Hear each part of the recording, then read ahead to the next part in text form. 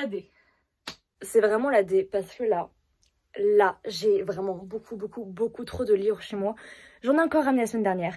C'est vraiment plus possible. Va falloir que je fasse un tri et je fais ça avec vous.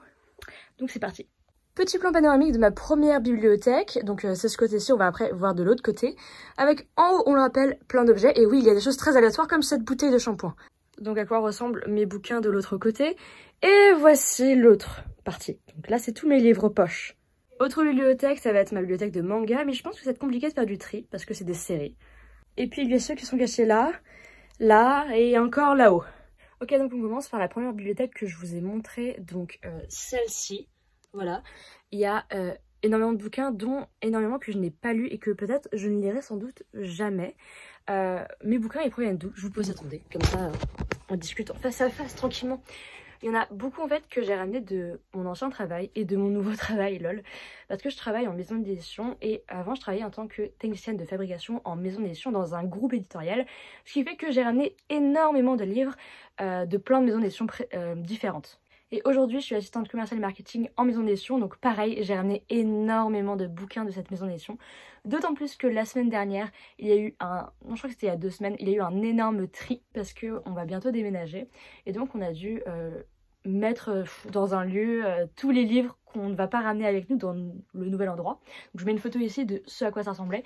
Et je peux vous dire que c'était un immense marché de bouquins à disposition. Surtout que ça faisait 20 ans, peut-être un peu moins, que on était ici dans ce bâtiment.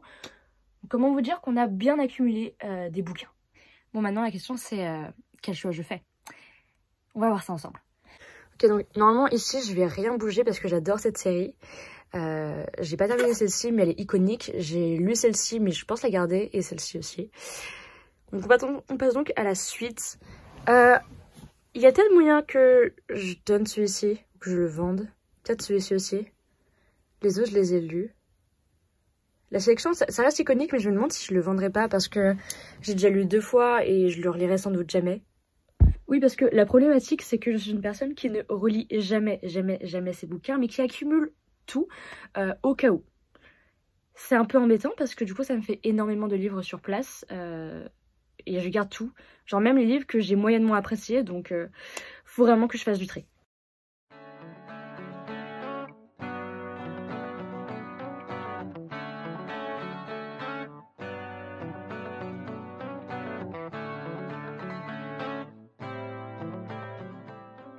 Ok, j'ai déjà préétabli une première sélection de titres. Donc tout ça, que je ne pense pas garder. Parce que comme je vous l'ai dit juste avant, là où je travaillais, c'était du coup en maison d'édition. Et genre dedans, il y avait quoi? Il y avait Pocket Jeunesse, 10-18, Robert Laffont. Il y avait quoi d'autre? Il y avait Syros, Nathan. Enfin vraiment, il y avait plein de maisons d'édition. Et souvent, bah... on retrouvait dans les livres à disposition des milieux de séries. Donc par exemple, je suis navrée pour les personnes qui ont lu Le Labyrinthe, pour ma part, je ne l'ai jamais lu, je ne l'ai même jamais vu.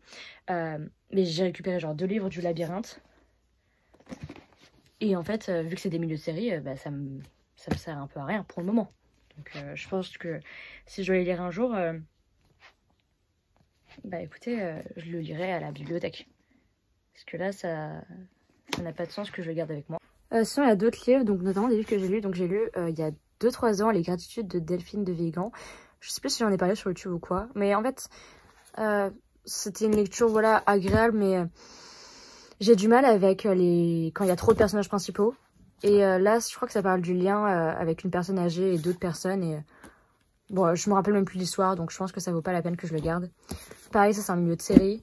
Ça, je l'ai lu de Claire Mazard. Elle avait écrit un autre livre qui s'appelle Je te plumerai la tête, que j'avais vraiment aimé. Mais lui, j'ai eu un peu plus de mal. Mais en bref, j'ai eu pas mal de mal à avancer dans l'histoire. Je trouvais ça long. Malgré le fait que ça soit écrit en assez gros, qu'il n'y ait pas tant de pages que ça, mais je trouvais ça un peu lassant. 6 ans de Elsie Venot. Comment vous dire que c'est le livre dont je trouve qu'il y a le plus de cul que j'ai jamais lu. Je crois que cette histoire n'avait aucun sens, donc goodbye. Celui-ci, je l'ai lu il y a 1 an ou 2 ans. C'était une bonne histoire, mais voilà, je me dis que ça peut être sympa que d'autres personnes le découvrent. J'ai pas vraiment d'intérêt à regarder dans la bibliothèque. Allez, c'est parti, on passe de l'autre côté pour une nouvelle sélection de bouquins à dégager de ma bibliothèque. Je sens que ça va être un peu long, peut-être, parce que là-haut, c'est tous les derniers livres récents que j'ai récupérés. Faut que je décide si je les garde ou pas, ça va être un peu chiant.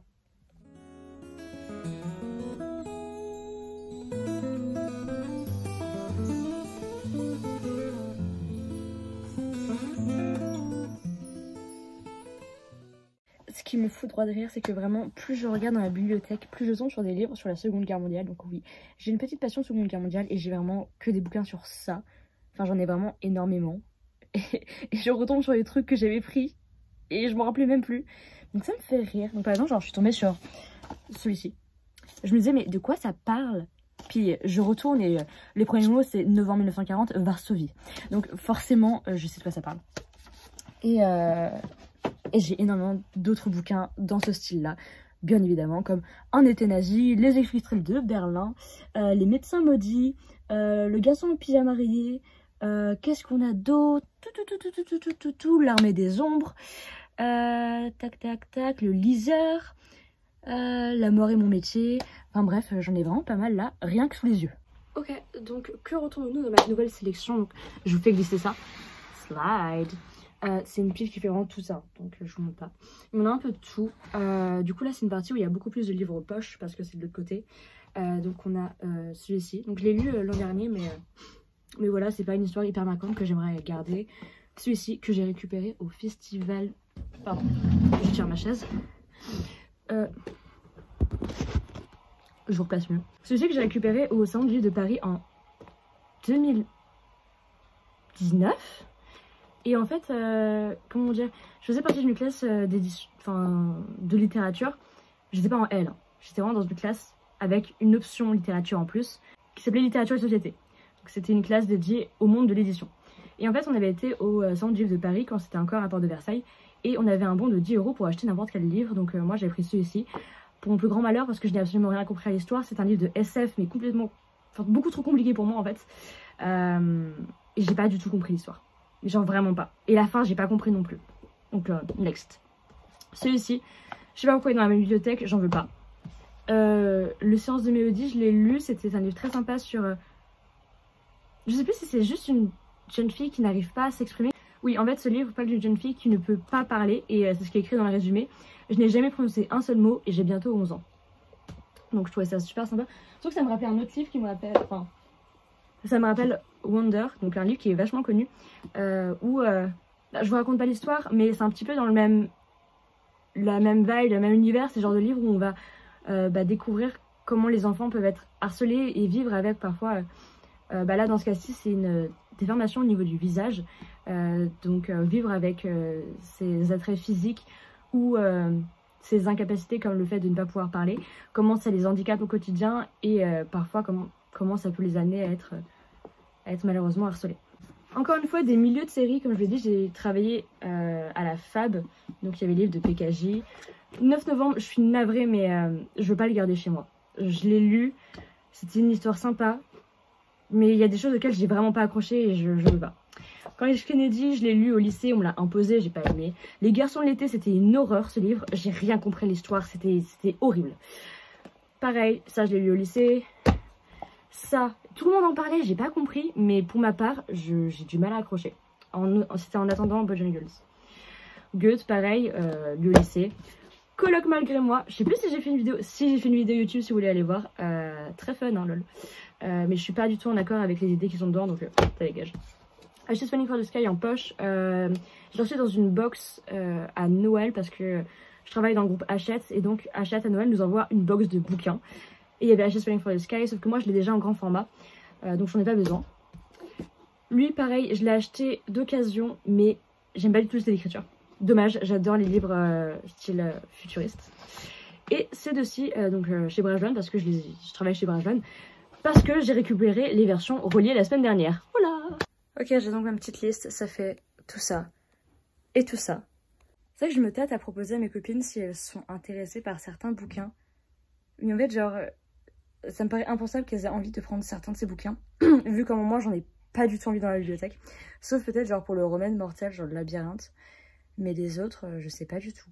Voilà, bon, j'ai quand même fait une photo pour mes copines pour pouvoir leur montrer au cas où elles seraient intéressées par l'un de ces bouquins. Et du coup là, c'est la partie poche. Voilà. Ok, c'est bon, je pense avoir fait déjà un petit peu de tri, même si j'ai l'impression que ma bibliothèque est toujours aussi remplie. Malheureusement pour moi. Surtout que de nouveaux livres se sont ajoutés. C'est peut-être pour ça aussi qu'elle me paraît toujours aussi remplie.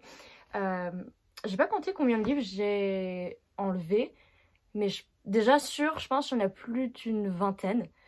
Ce qui est déjà pas mal.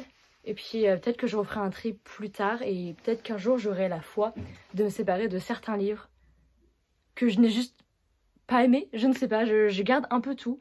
Souvent au cas où, j'ai énormément de livres que je n'ai toujours pas lus. J'ai une palle de plus de 200 livres, ce qui explique ma bibliothèque monumentale.